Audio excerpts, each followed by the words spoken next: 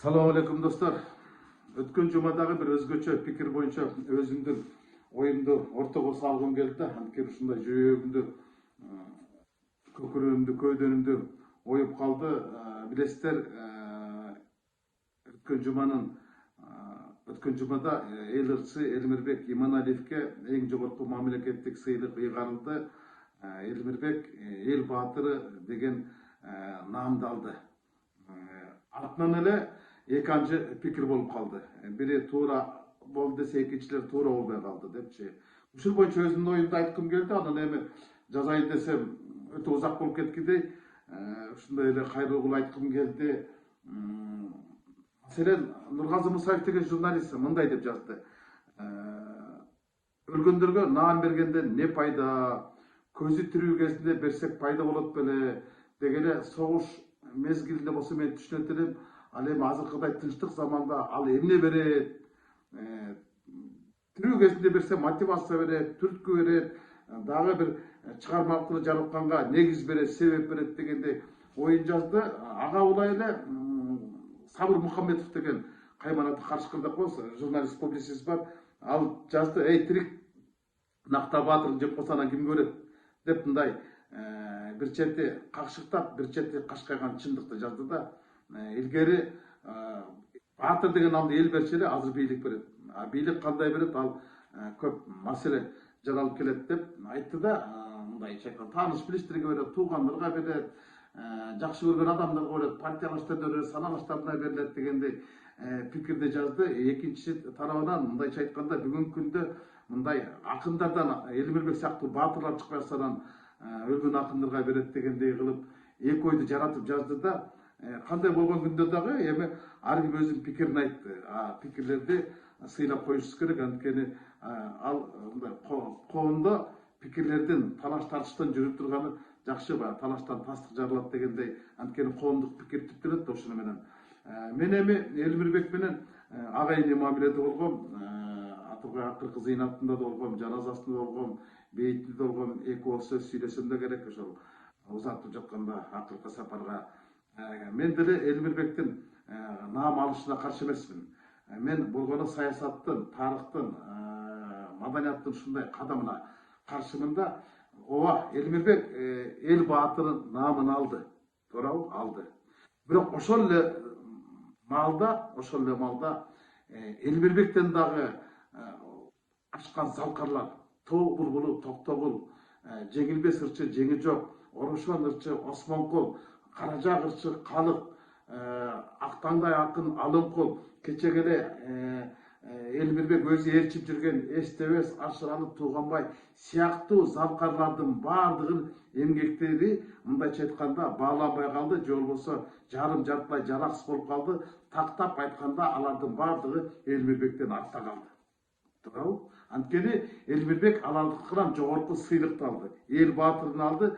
Тигилер автоматтык түрдө алардын эмгектери бааланбай калды, же болбосо Элмирбектен алардын даражасы, макамы төмөн түшүп калды да. Мына ушуну мен айткым келип турат да. Эмне үчүн биз Элмирбекти көкөлөтүп салдык да аларды түшүрүп салдык? Бул тарыхый ката болуп калган жокпу деген ойду айткым келип турат.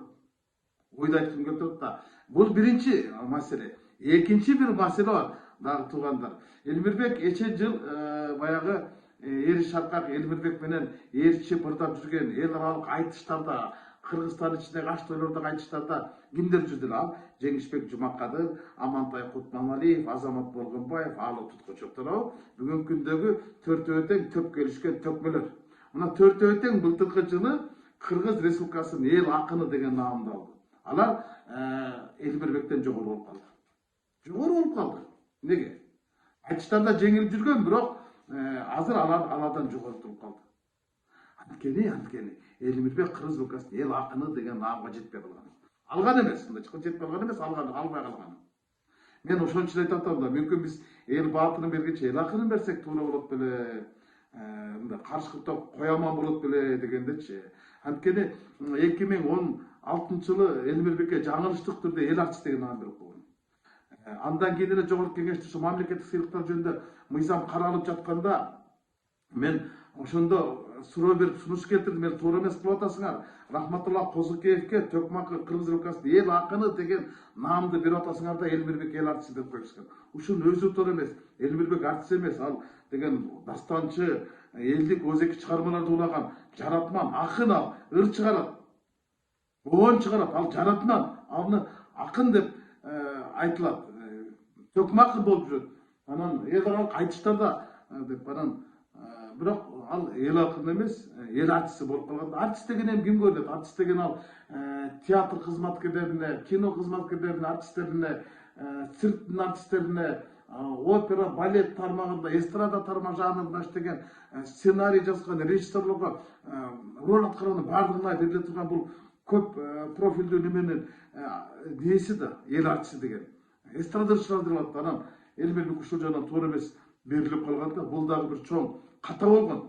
Эл артистин берилип калып, эл акынын алдылган. Мына азыркылардын баардыгы ошо Элмирбек менен жүргөндөр бар, Кыргыз Республикасынын эл акынын алышты. Артисттин алган жок да. Мына ушунун өзүн айтканда деги эле Элмирбек өзү тирүү болсо деле бул сыйлыкты албаган эмес.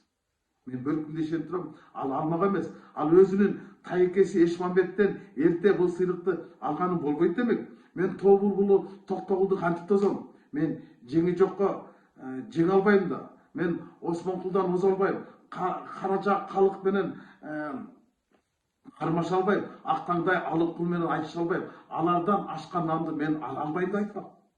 Алмак эмес эл баатырлыгын. Баш тартмак.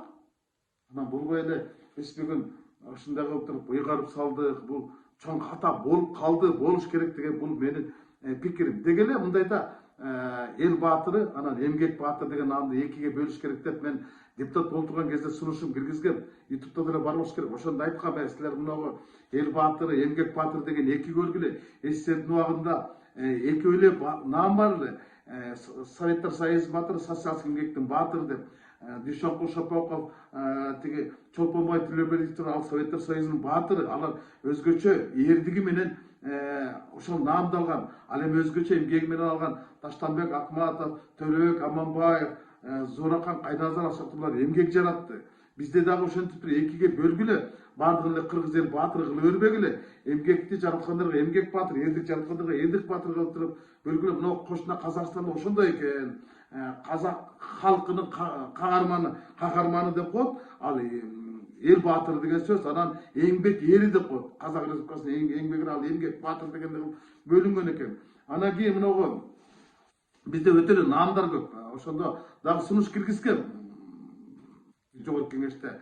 Мынагу ошондо бир немени киргизип атыптыр. Мамлекеттик сыйлыктар жөнүндө дагы бир сыйлыкты Кыргыз Республикасынын эмгексин ойлоп табуучусу деп жана айткан. Ушунун эмне кереги бар? Эмне кереги бар? Куткаруучусу деп өткөндө киргиздиңер, куруучусу деп киргиздиңер дегеле. Бизде Кыргызстанда 21-22 ушундай наам бар. Кыргыз Республикасынын эмгек сиңирген врачы бар, анан салама сактоого эмгектен кызматкер деген бар. Кыргыз Республикасынын эмгек сиңирген мугалими бар, билим берүү тармагында эмгек сиңирген кызматкер деген бар. Айырмасы эмне? Андан башка экономист бар, куруучусу бар, ойлоп табуучусу, куткаруучусу, юристи бар, геологу бар, ушу баардык тармак, баардык министрликтерге бирден наам бериле турган неме бар. Атырга жергиликтүү бийликтин дагы эмгек сиңирген кызматкер деп, жана Казакстанда Казак Республикасынын кайраткери деп, эмгек сиңирген кайраткери деп коет. Ал бүт мамлекеттик кызмат иштегендерге берилет. Бизде деле Кыргыз Республикасынын эмгек сиңирген кызматкери деп койгула, болду, ошол мамлекеттик кызмат иштеген баардыгына бериш керек. Үч эле сыйлык калтыргыла. Кыргыз Республикасынын эмгек сиңирген кызматкери, ал мамлекеттик сыйлык иштегендерге, жанагы маданият тармакта Кыргыз Республикасынын маданият эмгек сиңирген ишмери, анан бизнес төрмөсүндө жанагы чакан бизнес кылып, мамлекетке салым кошкон өзгөчө Кыргыз Республикасынын эмгек сиңирген ишкер жетиштүү болот. Башканы баарга башыңарды ооруп эмне кыласың? Эл деле түшүнбөй калды, канча сыйлык бар. Ушуну эретке келтирет, бирок бүгүнкү күнгө чейин эретке келбептир. Мына ушундай баш аламандыктарды жаратып атат. Анан дагы бир нерсе, ошол эле Элмирбекке берилгенин артынан эле тиги Рыспай Исаковго Кыргыз Республикасынын эл артисти деген наам берилиптир да, кут болсун дейли. Эми ал дагы чоң манасчы, бирок Дөлөт Сыдыковго берилбей калбады. Ошону дагы социалдык тармактарда жазып атпайбы? Бул кандай болуп калды? Теңсиздик болуп калды деп. Анткени мындай да, манасты кордогон адамга бергенден кийин коргогон адамга деле беришибиз керек да. Бул деген тарыхтын талабы да. Биз тиги тарыхты мылтык менен аткылай берсек, келечек биз ушинтип замбирек менен атап атпайбы? Ошон үчүн бул мамлекеттик сыйлыктар жөнүндө мыйзамга дагы өзгөртүүлөр, толуктоолор эмес, буну түп тамырынан бери алмаштырыш керек. Анткени мамлекеттик сыйлыктын баркы күндөн күнгө кетип баратат да мындай мына жазып атпайбы ушул коомдук пикирде.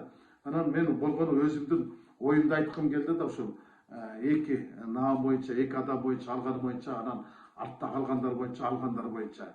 Мына ушул жерде анан бир нерсени айтса эле баягы каптап кетет да. Картошканы каптаган каларып куртундай болчу, коммент жазып эле. Ушуну туура эмес көрдүм да, силердин өзүңөрдүн оюңарды айткыла. Анткени талаштан тастык жаралат дейт. Канчалык пикирлер көп болсо, эл өзү талдап алат, эл өзү тандап алат. Ушундайдан коомдук пикир түптөлөт, ушундайдан коом түзөлөт. Анан мамлекеттин өнүгүшүнө өбөлгө түзөт да. Анан урматтуу депутаттар, сиздер да ушул маселеге кайрылып караңыздар. Бул мамлекеттик сыйлыктар боюнча жогончу айлыгыңыздарды жакшы эле көтөрүп алган экенсиздер, эми ушундай маселелерди көтөрүп калыңыздар. Сал жакшы болмок да. Анткени бул жерде чоң келишпестик, мындай туура эмес нерселер бар да. Ушуну иретке келтирип койсок болот. Эгерде биз эл баатыры деген, Кыргыз Республикасы эл баатыры дегенди наамды бере турган болсок, тиги Касым Тыныстанов, тиги Төрөкул Айтматов, Эсен Аманов, Жусуп Абдрахмановдордон башташыбыз керек. Мына ошолор баатырдык кылган, алар өздөрүнүн өмүрүн тобокелге салышкан. Кечеги Баткен кобалаңында 2 жыл мурун, 2 жыл мурун андан мурунку койгондо мамлекетке сактап калып, бүтүндүгүн сактап калуу үчүн өзгөчө эрдик көргөзгөн адамдарга дагы Кыргыз Республикасынын эл баатыры наамдары берилиши кажет. Бул менин талабым эмес, бул тарыхтын талабы. Апрель революциясында кайтыш болгон балдардын баардыгына алар дагы өздөрүнүн өмүрүн тобокелге салып өлүштү, эрдик кылышты. Ош окуясында дагы улуттар арасында араздашууда дагы эки элдин ортосунда арачага түшүп өз өмүрүн ортого салган эл азаматтар бар. Аларга да бериш керек. Октябрь окуясында кайтыш болгон үмүткө дагы кыргыз эл баатыры берилиш керек деген мен ойдомун. Анткени алар өздөрүнүн өмүрүн тобокелге салып, өздөрүнүн өмүрүн мамлекеттин эртиң үчүн, алар бүгүнкү өсүп келаткан муун үчүн күзгү болуш керек, үлгү болуш керек. Мына мен болгону өзүмдүн оюмду айттым, сиздер дагы оюңуздарды айтыңыздар, анан төбө басты калмай жок болгондор. Рахмат.